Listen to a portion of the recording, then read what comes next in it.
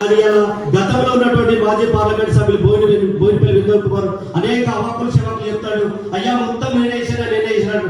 ఒక్కసారి బోయినపల్లి వినోద్ కుమార్ సిగ్గుండాలి. ఒక్కసారి అని నీ ప్రభుత్వం పోయి నువ్వు పార్లమెంట్ సభ్యులు 10 సంవత్సరాలు అవుతుంది, అయినా నేను తెచ్చినా నిధులు నేను తెచ్చినా అంటాడు. కాబట్టి దయచేసి వాళ్ళు చెప్పేటువంటి మాటలకు ఒక్కసారి మీరు ఏమి మోసపోకుండా, వాళ్ళు పైసలు చోటేయించుకుంటారు. కానీ మన కోసం కొట్టాడేటువంటి వ్యక్తి బండి సంజయ్ కుమార్ అనే పేదల కోసం కొట్టాడేటువంటి బండి సంజయ్ కుమార్. కాబట్టి ఒక్కసారి ఆలోచించి మనం వేసేటువంటి ఓటు పైసల కోసం కాదక్క, మన కోసం మనం ఓటేసుకోవాలి. అది భారత రాజ్యాంగం డాక్టర్ బాబాసాహెబ్ కల్పించినటువంటి ఓటు.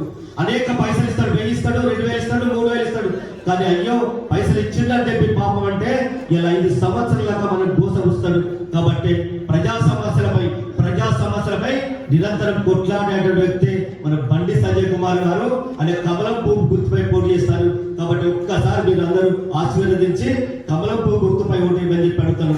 అంతేకాకుండా ఏదైతే రైతుల కోసం దీక్ష చేసాడు, పద్మశాలీల కోసం దీక్ష చేసాడు, అనేక సమస్యల మీద దీక్ష చేసి 100 కేసులు అయినటువంటి వ్యక్తి ఎవరంటే అది బండి సంజయ్ కుమార్.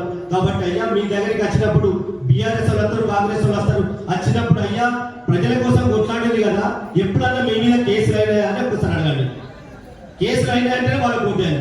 కేసులు కాలేదన్నాడు అనుకో భారతీయ జనతా పార్టీ బండి సంజయ్ కుమార్ కమలంపు గుర్తుకోవడం చెప్పి అడుగుతారు. కాబట్టి దయచేసి వేసేటువంటి ఓటు మీరు వేసేటువంటి ఓటు అది భారతదేశానికి సంబంధించిన ఓటు, అది నరేంద్ర మోడీ గారికి సంబంధించిన ఓటు. కాబట్టి ఇలా దళితుల కోసం అనేక సంక్షేమ పథకాలు చేపట్టినటువంటి ఏకైక వ్యక్తి అది భారతీయ జనతా పార్టీ. అనేక పార్టీ నాయకులు ఏమంటాడు అని దళితుల వ్యతిరేకి భారతీయ జనతా పార్టీ అంటారు. ఒక్కసారి వాళ్ళని అడుగుతున్నాం.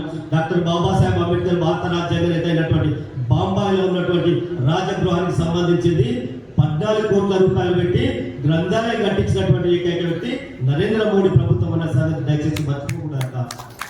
కాబట్టి అంతేకాకుండా ఏదైతే దళిత మహిళను కూడా గిరిజన మహిళను ఈ రోజు రాష్ట్రపతి చేసినటువంటి పార్టీ అది భారతీయ జనతా పార్టీ.